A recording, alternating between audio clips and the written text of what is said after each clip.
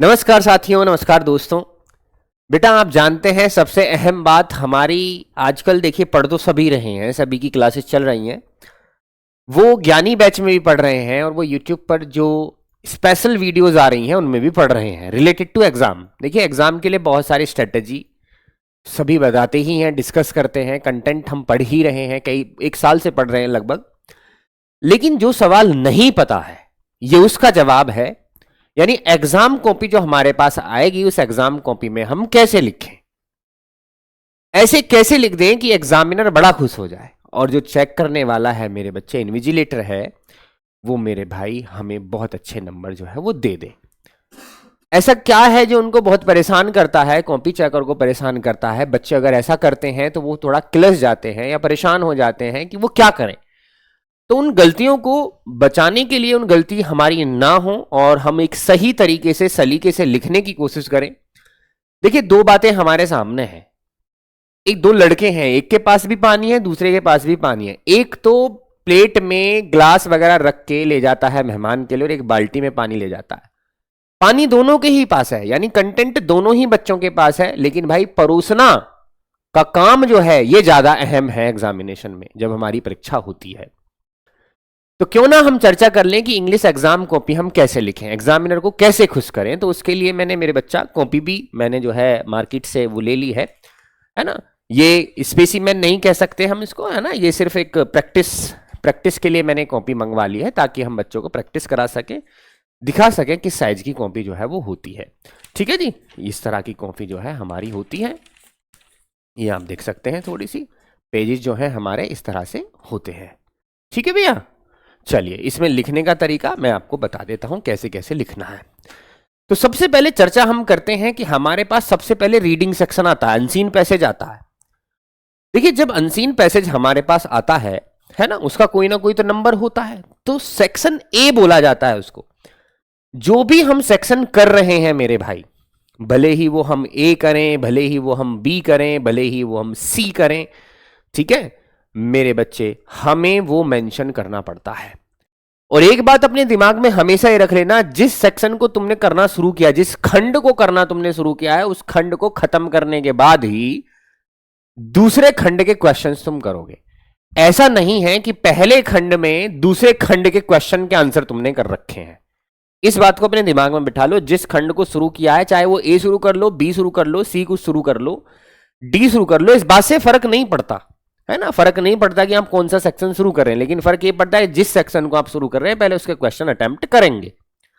तो आपने भी यही करना है। ठीक है बेटा, बहुत सलीके से मैं बता रहा हूं, जल्दबाजी नहीं है, सुकून से सीख लो। तो अगर आपने सेक्शन ए उठाया है, रीडिंग का सेक्शन उठाया, तो अनसीन पैसेज मिलता है।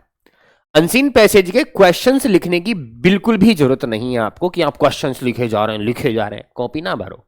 एग्जामिनर सब जानता है, वो जानता है, कॉपी चेकर टीचर ये जानता है कि ये बच्चा क्या करने की कोशिश कर रहा है, तो तुम उसको बहकाने की कोशिश ना करो। आंसर नंबर 1 बीच में लिखेंगे इस तरह से, आंसर नंबर 1, ठीक है। बीच में हम लिखेंगे इस तरह से, जैसे मैं ये लिख रहा हूं बेटा अपने हाथ से, देखिए ऐसे करके आंसर नंबर 1 पहला आंसर हम कर रहे हैं। और इस आंसर को करने के बाद हम अपना जवाब यहां दे देंगे कि देयर, जो भी जवाब होगा अनसीन पैसेज के पहले आंसर का, देयर आर मैनी पीपल, जो भी जवाब होगा, मैं सिर्फ ये एग्जाम्पल में एक सेंटेंस लिख रहा हूं। इस तरह से मेरे बच्चे ये जवाब आ गया हमारा और ये हो गया खत्म। आपको ये बात भी पता होनी चाहिए कि कॉपीज में, जो कॉपीज हमें मिलती हैं उनमें दोनों तरफ जो है मार्जिन बने होते हैं। इस तरफ भी मार्जिन होता है, इस तरफ भी मार्जिन होता है। तो ख्याल ये रखना है जो मार्जिन है उससे इधर उधर चीजें ना जाएं, है ना। मार्जिन के बीच में ही हमें अपना कंटेंट लिखना होगा। अब ये 2 लाइन का भी हो सकता है, 1 लाइन का भी हो सकता है, 3 लाइन का भी हो सकता है आंसर। जब ये हो जाएगा उसके बाद बीच में ही लिखेंगे आंसर 2, फिर इसका जवाब हम यहां पर देंगे आंसर 2 का। देखो कोशिश करना मेरे बच्चे बीच में लिखने की, साइड में लिखने की कोशिश ना करना। बहुत से बच्चे यहां डालते थे ऐसे करके, देखिए वो ऐसे करते हैं आंसर नंबर 1, तो ये छोटा सा पड़ जाता है यहां पर, तो हमें यहां नहीं लिखना। एक्चुअल में क्या होता है, जब हमारे भाई जो हमारे इवैल्यूएशन करता है, यानी जो इवैल्यूएशन करते हैं, जो जांच करते हैं कॉपियों की, वो ऐसे जांच करते हैं। देखो मैं तुम्हें बताऊंगा बाद में कैसे नंबर लिखे जाते हैं, ठीक है। तो दूसरा आंसर हमने यहां लिख दिया, ये आ गया हमारा दूसरा आंसर। फिर तीसरा आंसर आ गया, ये रहा तीसरा आंसर आ गया, अनसीन पैसेज चल रहा है। फिर चौथा आंसर आ गया, चौथा हमने ये लिख दिया। फिर पांचवें में 3 आते हैं वन वर्ड वाले। ये तो हो गए मेरे बच्चे 4 क्वेश्चन ऐसे होते हैं जो 1 लाइनर या 2 लाइनर होते हैं अनसीन पैसेज के, है ना। चलिए फिर यहां हम लिखेंगे वन वर्ड्स वाले। देखो पांचवें का पहला यहां लिख देंगे, ठीक है, यहां लाइन इसके नीचे पांचवें के नीचे। फिर आंसर 5 का बी यहां लिख देंगे, फिर आंसर 5 का सी यहां लिख देंगे। ये एक एक वर्ड के होते हैं, जैसे साइनो पूछ लिया, मीनिंग पूछ लिया, एंटो पूछ लिया। अब जो हमारा इवैल्यूएशन जो कर रहा है, इवैल्यूएटर है, वो क्या करता है मेरे भाई, ऐसे चेक करते हैं। देखो चलो, इसने आंसर 1 पढ़ा, ठीक है जी। देखो पहले कैसे कैसे दिए जाते हैं आंसर, ठीक है। चलिए जैसे इसके मिल गए आपको 3 नंबर, ठीक है, इसके मिल गए आपको मेरे बच्चे 3 नंबर, तो 3 नंबर यहां पर लिख दिए जाएंगे। देखो कैसे, यहां पर आपके 3 नंबर लिख दिए जाएंगे, यानी इस पे आपको 3 नंबर मिले, इस पे आपको 3 नंबर मिले, इस पे आपको 3 नंबर मिले, इस पे आपको 3 नंबर मिले, ठीक है। इस पे आपको 1 नंबर मिला, इस पे आपको 1 नंबर मिला, इस पे आपको 1 नंबर मिला। ये टोटल कितने हो गए, 3 और 3 6 और 3 9 और 3 12 13 14 15। अब टोटल मार्क्स जो है वो यहां लिखेगा कि सेक्शन ए में उसके इतने नंबर आए टोटल मार्क्स, ठीक है। या तो वो यहां लिख देगा या वो यहां लिख देगा, है ना। तो एग्जामिनर को आंसर्स लिखने में बड़ी आसानी हो जाती है कॉपी पर।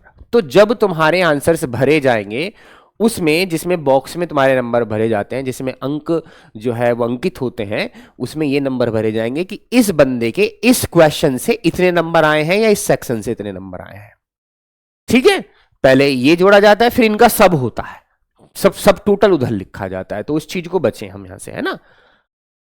ओके तो इस वजह से मैं बीच में कहने की कोशिश कर रहा हूं आपसे, साइड में देखो अगर हम लिखते हैं, लिखने की कोशिश भी कर लेते हैं। देखिए आंसर नंबर 1, आंसर नंबर 2, तो कहीं ना कहीं ऐसा होता है यहां पर स्पेस हमारा कम होता है और नंबरिंग थोड़ी सी आउट हो जाती है मार्जिन से, इसलिए मैंने वहां पर सिलेक्ट किया है। फिर यहां नंबर जो है, यहां नंबर देने की भी समस्या होती है, जैसे यहां दे दिया, अब यहां कहां दे, देखो दिख रहा है ना गड़बड़ सी, है ना। लेकिन यहां देखो गड़बड़ बिल्कुल नहीं दिखेगी, क्योंकि बिल्कुल आपको तरीके से यहां पर लिखा हुआ मिलेगा। तो आप इस तरह से नंबर लिखेंगे, आंसर्स, क्वेश्चन लिखने की कोशिश ना करें, ठीक। दूसरा है सेक्शन बी राइटिंग का। राइटिंग पोर्शन में सबसे पहले आर्टिकल आता है। आर्टिकल का फॉर्मेट आपको जानना होगा, और आर्टिकल का फॉर्मेट है सेक्शन बी, ऐसे लिख देंगे जब हम सेक्शन बी कर रहे होंगे। आंसर 1, पहला क्वेश्चन का आंसर, आंसर 1 आर्टिकल। सबसे पहले आर्टिकल लिखना है, आर्टिकल के बाद वो आर्टिकल लिखना है जो आर्टिकल आप लिखना चाहते हैं, यानी जिस भी विषय पर आप आर्टिकल लिखना चाहते हैं। फिर बाई लगा के एक्स वाई जेड या ए बी सी आपको करना होगा, और मेरे बच्चे आपको अपना आर्टिकल लिखना शुरू कर देना होगा। ये आर्टिकल का फॉर्मेट है, आर्टिकल का ये फॉर्मेट है, ठीक है। आंसर 1। अब वो बंदा देखेगा कि इसको आर्टिकल में कितने नंबर मिले हैं, ठीक है जी, आर्टिकल में कितने नंबर मिले हैं, ये लियो आर्टिकल में 8 नंबर मिले हैं। अब टोटल इसके नंबर यहां पर चढ़ जाएंगे कि भैया इसको इस क्वेश्चन से 8 नंबर मिले हैं, ठीक है। ऐसे करके जो है, या ऐसे भी किया जाता है राइटिंग पर, इस तरह से भी दिया जाता है कि सबसे पहले कि हमें जो है कंटेंट पर 1 मिला, ठीक है, एक्यूरेसी पर 1 मिला, करेक्शन पर 1 मिला, टोटल कितने हो गए 3, तो यहां पर फिर वो 3 लिख देता है। अलग अलग भी कर सकते हैं, वो टुकड़ों में भी डाल सकते हैं कि फॉर्मेट का इतना हो गया, हैंड राइटिंग का इतना हो गया, कंटेंट का इतना हो गया, एक्यूरेसी का इतना हो गया, इस तरह से। तो फॉर्मेट ये रहेगा। लेटर में आप जानते हैं कि जब लेटर आता है तो देखो बच्चों को ये बताया जाता है ना, कि लेटर जो है मेरे भाई 1 पेज में लिखना है, जबकि ऐसा नहीं है। लेटर को हम 1 पेज में क्या 2 पेज में भी लिख सकते हैं, तो ये कोई शर्त नहीं है कि 1 में ही लिखना है। लेकिन हाँ शर्त ये है कि अगर आपने लेटर यहां से लिखना शुरू कर दिया है, एक्स वाई जेड, ठीक है, एक्स वाई जेड, है ना, दिल्ली, आपने यहां से लिखना शुरू कर दिया है, तो फिर शर्त यह है कि सारे ही शब्द इसी लाइन के बिल्कुल सीध में होने चाहिए।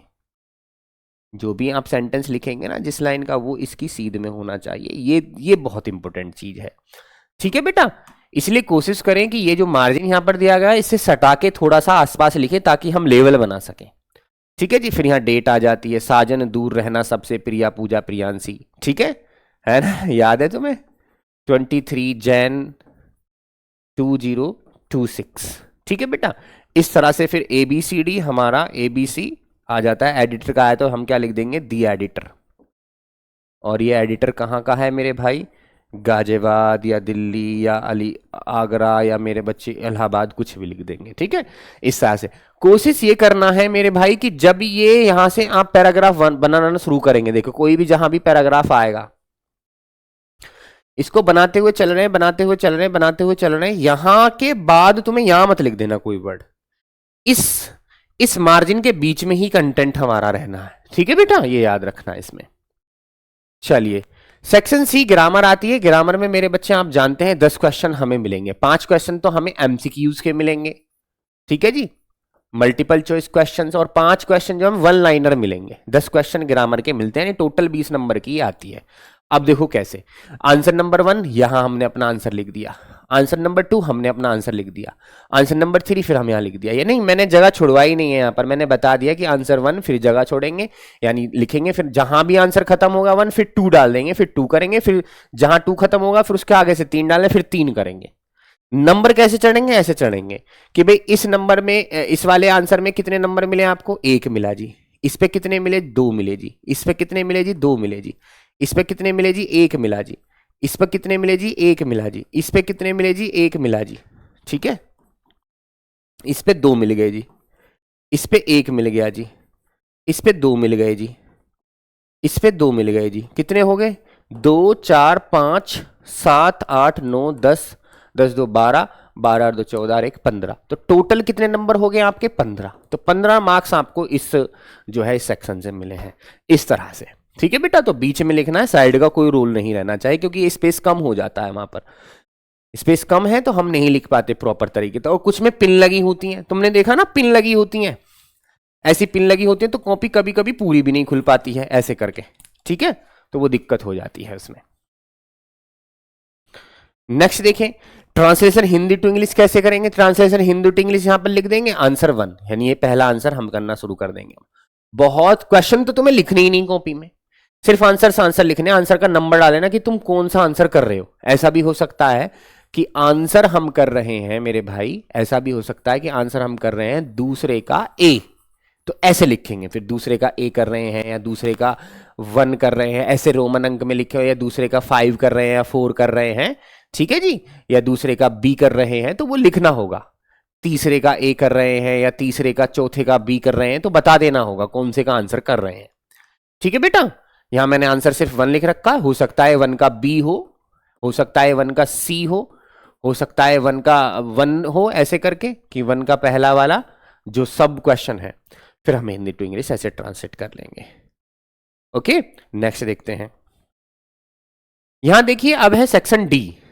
सेक्शन डी में लिटरेचर आती है और सबसे पहले आती है हमारी पोम, पोम का स्टेंजा। पोम का स्टेंजा हम मेरे बच्चे जो स्टेंजा आया होगा उसका पहला अक्षर, और मेरे बच्चे जो स्टेंजा आया होगा उसके लास्ट अक्षर जो है ऐसे करके हम लिख देंगे और डॉट डॉट डॉट लगा देंगे। इसका मतलब हम ये वाला स्टेंजा कर रहे हैं।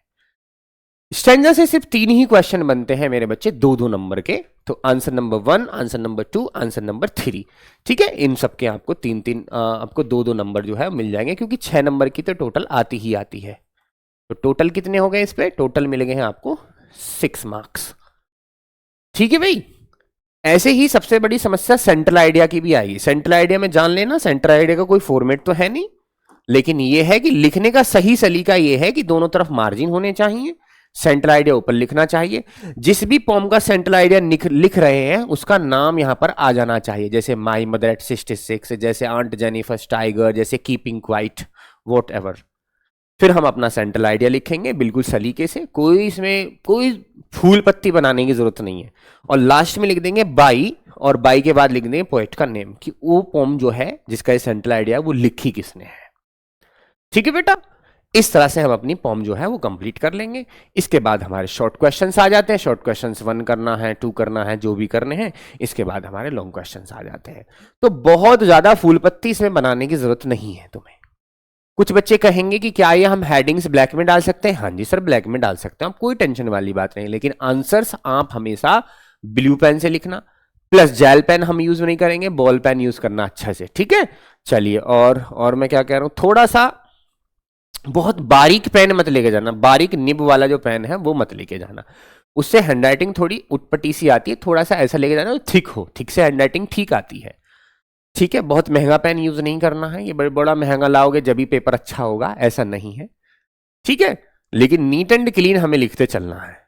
ओके, बात समझ में आ गई? तो ये आपको जानने की, ये आपको जरूरी जानकारी मुझे जो पहुंचानी थी, ये मेरा फर्ज था, मैंने पहुंचा दिया। उम्मीद है आपको क्लास अच्छी लगी होगी, और इस पर अपनी सराहना, अपना प्यार जो है कमेंट सेक्शन में जरूर डालिए, और इसे अपने साथियों को शेयर कीजिए कि कैसे कैसे हमें ये करना है।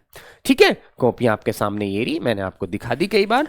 ठीक है बेटा, इस तरह से देखिए, हो सकता है जो मार्जिन है मेरे भाई, मार्जिन हो सकता है दोनों तरफ भी हो। ठीक है, देखिए इस तरफ भी मार्जिन है ये रहा, इस तरफ भी मार्जिन है, देखो ये रहा, दोनों तरफ मार्जिन दिख रहे हैं ना। तो हो सकता है तुम्हें मार्जिन डालने की जरूरत ना पड़े, है ना, जगह निकालने की जरूरत ना पड़े। असल में इसलिए दिए जाते हैं कि इससे अंदर बाहर नहीं लिखना तुम्हें। इसे बाहर लिखोगे तो कहीं ऐसा ना हो कि पिन वगैरह में वो चीजें छिप जाए या हो जाए, कुछ हो जाए, तो इसके बीच बीच में ही आपको लिखना है। ठीक है बेटा, चलिए मिलते हैं, तब तक के लिए नमस्कार, जय हिंद, टाटा बाय बाय। ऐसी चीजें आपको मिलती रहेंगी जो आपके समय समय पर जरूरी हैं। जय Hind, tata bye bye, love you बेटा।